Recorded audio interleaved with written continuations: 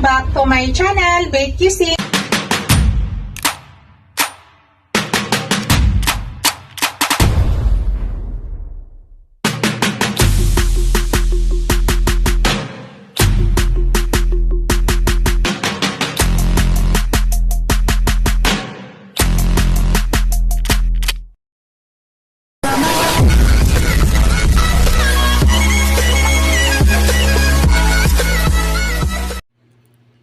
Hello guys! Today's video guys ay magluluto ako ng ginisang giniling with patatas at saka carrots. Yung giniling ko pala guys kanina ay naka-frozen yun. Ginawa ko, ginisa ko na siya na walang mantika hanggang matanggal yung yellow niya. Ipakita ko sa inyo guys, ito na yung nangyari sa aking giniling. Ayan na nangyari sa ating giniling guys, yan. Ginisa ko na yan na walang mantika para matanggal yung kanyang yellow at same time matanggal yung lansa kasi hindi na tayo naghuhugas. So, ang gawin natin ngayon guys ay magluluto na tayo. Ipakita ko sa inyo yung ibang ingredients guys. Yan guys, gagamit ako ng bell pepper. Gagamit ako ng onion, garlic, tsaka gagamit ako ng butter. Gagamit ako ng oyster sauce, gagamit ako ng ground black pepper, at gagamit ako ng konting soy sauce. Later guys, magagamit din ako ng sugar na kaunti at saka kung kailangan mag-add tayo ng salt, mag-add tayo ng salt. Let's go guys, magluto na tayo. Yan guys, mag-start na tayo. Sindihan ko ulit ang aking kawali.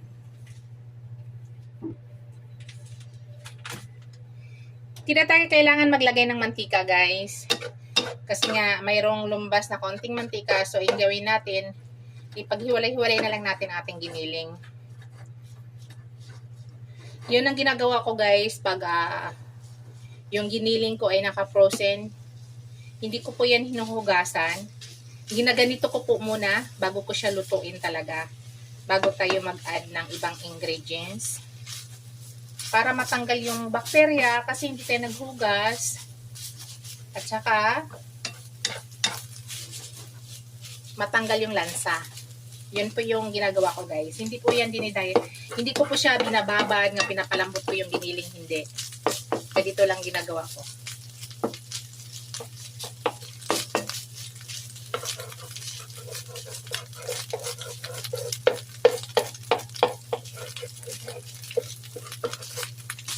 Mantika siya na kaunting lumabas guys, di ba?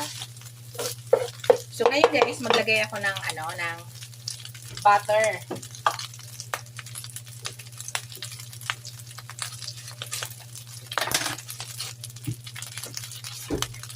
Lagay na tayo ng butter guys.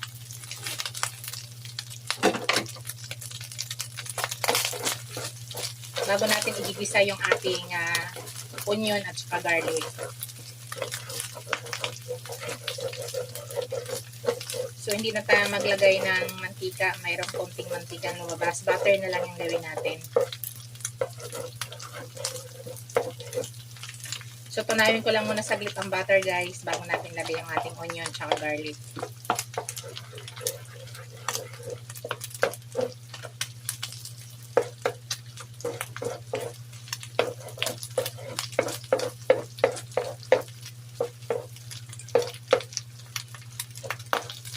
Pwede na natin lagay ang ating onion guys.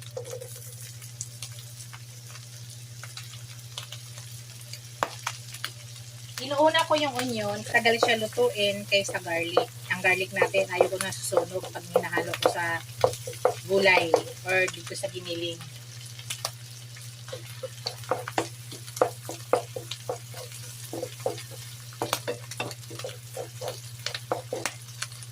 Ilagay ko na yung aking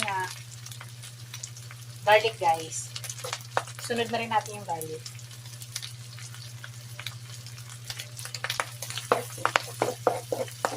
Ayan. Pwede na natin ihalo lahat yan guys. Pagsama-sama na natin yan.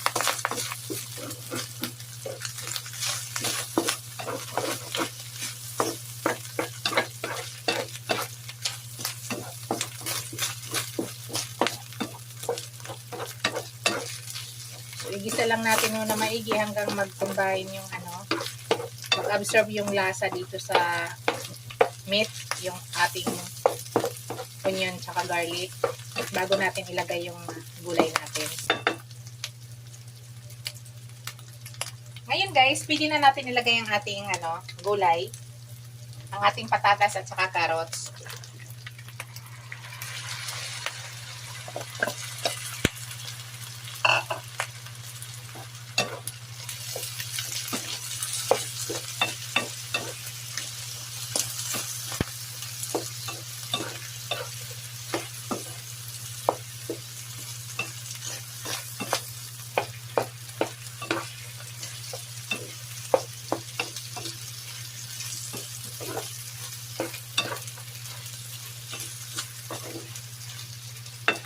Hayaan lang muna natin guys.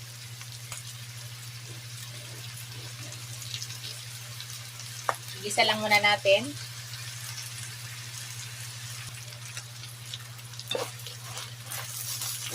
Ngayon guys, maglagay na ako ng soy sauce guys. Lagyan na natin ng soy sauce. Nagisa na natin ang ating gulay.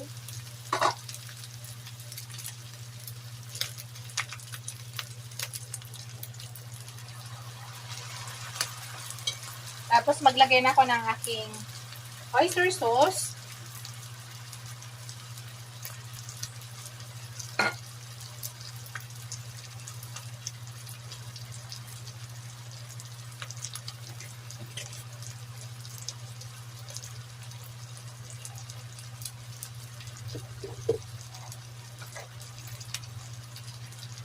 O sige sa i-ano natin, i-mix natin guys.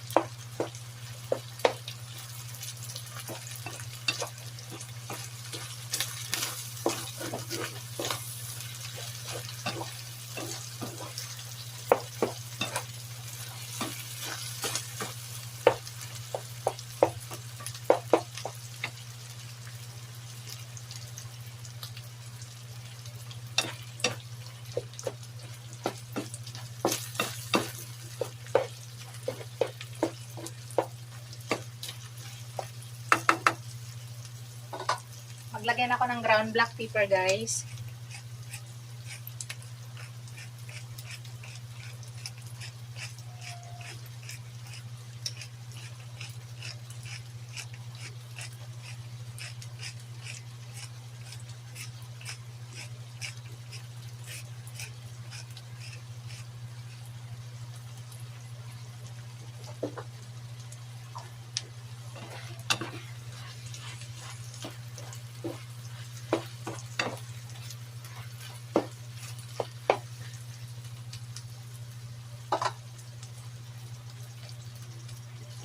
Maglagay na ako ng sugar guys.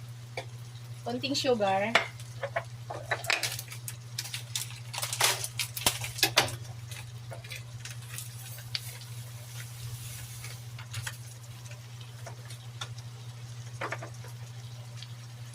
Dalawang ganito guys ang ilagay natin.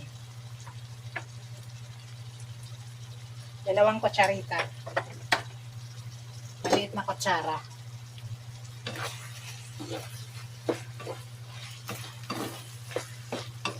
Kaya maya guys, titikman ko siya kung hindi na ba tayo mag-add ng asin. Wala tayong ilalagay na water guys ha. Tatakpan lang siya natin hanggang maluto yung ating gulay.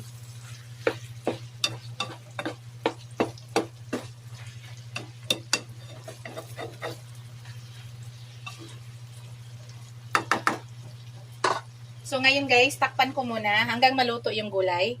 Maya-maya titikman ko siya guys kung tama na ba yung lasa niya. Sa ngayon, takpan muna natin.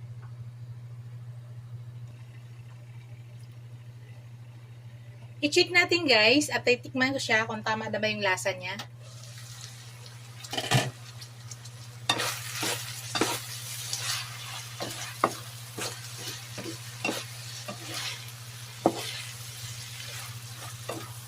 Gusto ko sa gulay guys, hindi masyado lata. Hindi masyado malambot. Pag nakakain na siya, enough na po yan para sa akin. Ngayon guys, titikman ko siya kung tama na ba. Hindi tayo naglagay ng ano guys hindi tayo naglagay ng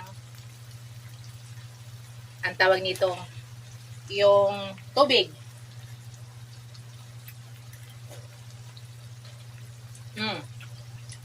Hindi na ako mag-add guys ng asin. Tama na ko siya.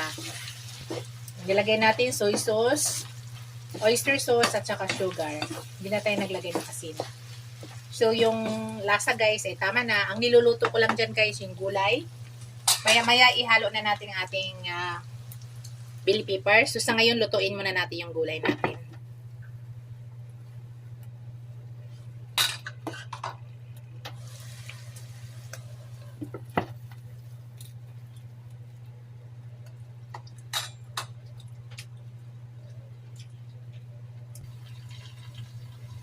Yan guys, i-check na natin guys.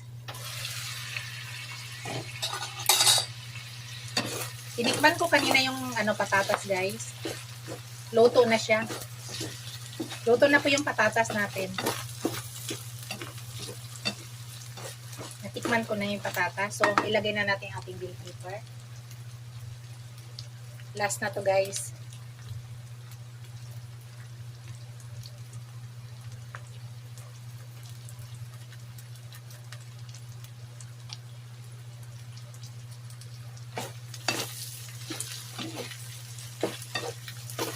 Ginisang giniling lang talaga to guys. Wala tayong tubig. Nakasarap. Ito na, iluto na to guys. Ganun lang. Paglagay natin sa bell pepper, steam lang yan. Saglit lang, luto na agad yan. Titikman ko pala yung carrots. Hindi ko natikman. Tatikman ko yung patatas. Tikman natin yung carrots guys, kung luto na rin. Luto lang. Ayoko nang masyado guys. Ayoko masyadong malambot. Tama lang yung nakakain na siya. I-off na natin guys. Luto na siya.